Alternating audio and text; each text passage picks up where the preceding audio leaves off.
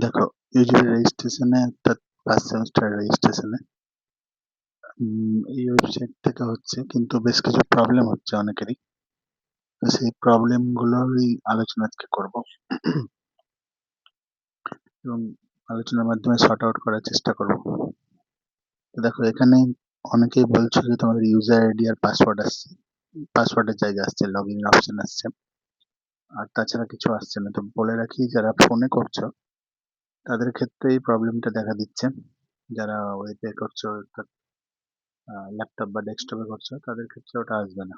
তাদের ক্ষেত্রে ABC ID কিংবা আধার কার্ড আর এইচএস এর রোল নাম্বার আর এইচএস এর পাসিং ইয়ার এখানে দিয়ে লগ ইন করলে তারপরে তোমাদের ড্যাশবোর্ডটা ওপেন হবে, যেখানে তোমাদের প্রোফাইলটা দেখাবে এবং কোন সাবজেক্ট সেটা দেখাবে। এবং সেখানে তোমাদের তিনটে কাজ করতে হবে। সেটা হলো তোমাদের ছবি আপলোড, রিসেন্ট সিগনেচার আপলোড এবং লাস্টে এবিসি কার্ড অর্থাৎ এবিসি আইডি যেটা দিয়েছো সেটা, যে কাগজটা প্রিন্ট আউট বেরাবে বা যে সেই ফোন থেকে যদি করো স্ক্রিনশট নিয়ে সেটা আপলোড করতে হবে। তো এইভাবে তোমাদের আপলোড করে, তিনটা আপলোড করে তারপরে নিচে দেখবে দুটো অপশন দেখতে হবে, আপডেট আর ডাউনলোড। তো আপডেট করার পরে ডাউনলোড অপশন পেয়ে যাবে এবং যে পিডিএফটা ডাউনলোড হবে সেটা হবে এরকম আকারে,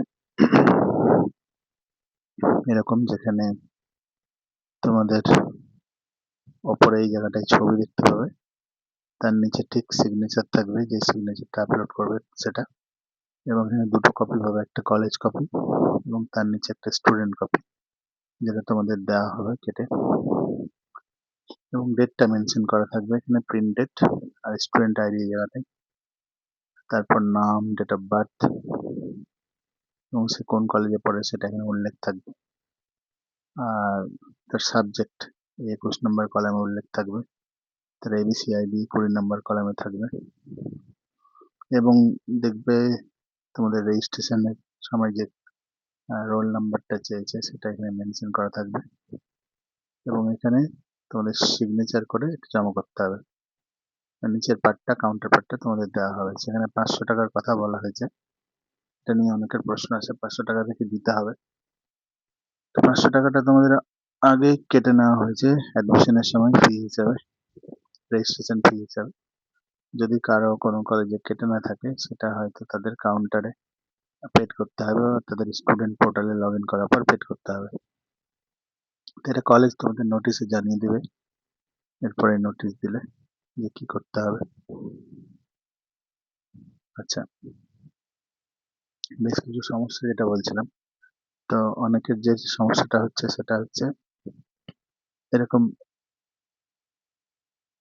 ইনভ্যালিড এবিসি আইডি আসছে, অনেকের ইরর দেখাচ্ছে। তো এই ইনভ্যালিড এবিসি আইডি আসলেও উপরে দেখবে লেখা আছে রেকর্ড আপডেট সাকসেসফুলি।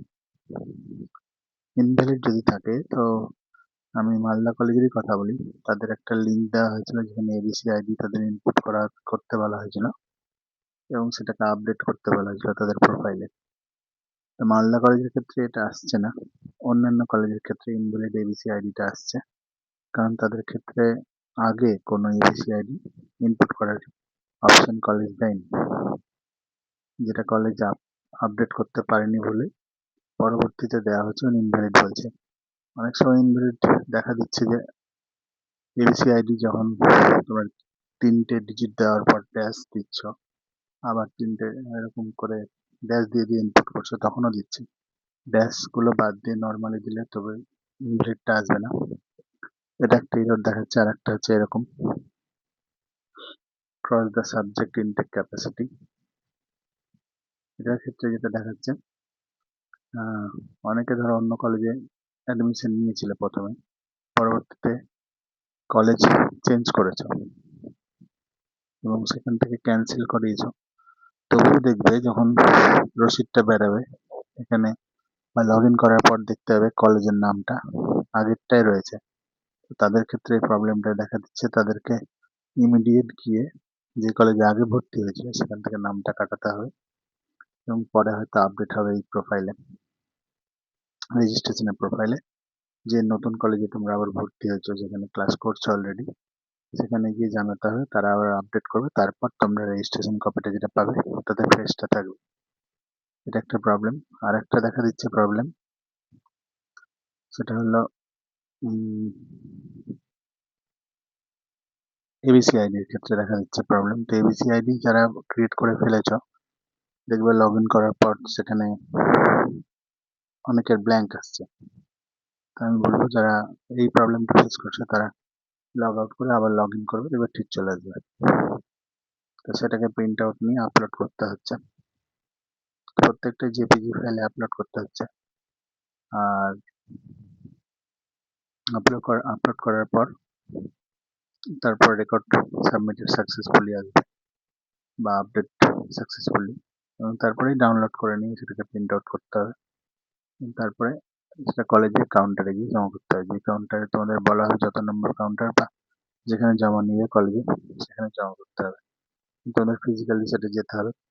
আর এটার সাথে এই যে এই কপিটা যেটা তোমাদের বেরোচ্ছে আর কি, রেজিস্ট্রেশন অ্যাপ্লিকেশন ফর্মটা, এটার সাথে তোমাদের এবিসি কার্ডটা, অর্থাৎ এবিসি আইডি যেটা প্রিন্ট আউট বেরোচ্ছে পেজটা, সেটার একটা জেরক্স, আর তোমরা যে অ্যাডমিশন নিয়েছিলে, টাকাটা কাটিয়েছিলে কলেজে, সেইটা, সেই কাগজের রিসিপ্টের একটা জেরক্স, এই দুটো তোমাদের জমা করতে হচ্ছে এটার সাথে। এবং তোমাদের নিচের কাউন্টার পার্টটা তোমাদের কলেজ তোমাদেরকে দিচ্ছে কেটে, উপরটা নিয়ে নিচ্ছে সিগনেচার সমেত। তো এই হলো প্রসেস রেজিস্ট্রেশনের। এখানে যে সাবজেক্টগুলো থাকবে সেগুলো পরপর তোমাদের পরীক্ষার সেমিস্টারে পরীক্ষা দিতে হবে, এবং রেজিস্ট্রেশন হয়ে যাওয়ার পর সাবজেক্ট চেঞ্জ করা খুব মুশকিল। সেক্ষেত্রে তোমাদের কলেজের সঙ্গে যোগাযোগ করে সব কিছু করতে হবে, কারণ এটা অনলাইনে একবার সাবমিট হয়ে গেলে একদম ইউনিভার্সিটিতে রেকর্ডটা থেকে যাচ্ছে, যেটা তোমাদের চেঞ্জ করতে গেলে কলেজ থেকেই করাতে হবে। ওকে, তো এই প্রবলেমগুলো যেগুলো এর পাশে দেখালাম, এগুলো অনেকেরই আসছে। আর যাদের কোনো প্রবলেম থাকছে না, তাদের একেবারে এরকম রেকর্ড আপডেটেড সাকসেসফুলি লেখা আসবে, এবং সেটা ওকে করলেই তোমাদের নিচে ডাউনলোড করে প্রিন্ট আউটের অপশন দেবে।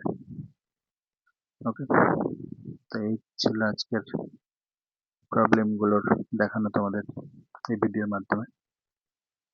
তো যদি কোনো প্রবলেম হয়ে থাকে, এই রেজিস্ট্রেশনে অনেকের প্রবলেম হচ্ছে, যদি হয়ে থাকে তো আমাকে নিচে কমেন্ট করো, কমেন্ট বক্সে। যতটা সঠিক জানি তোমাদের জানাবো। ওকে, বাই।